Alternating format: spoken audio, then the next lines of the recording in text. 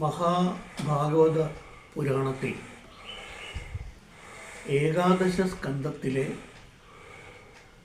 അധ്യായം 7, 8, 9 എന്നീ 3 അധ്യായങ്ങളിലായി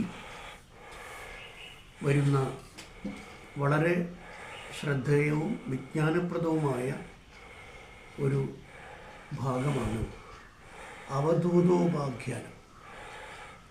ദത്താത്രേയ മഹർഷി യദുവിനോട്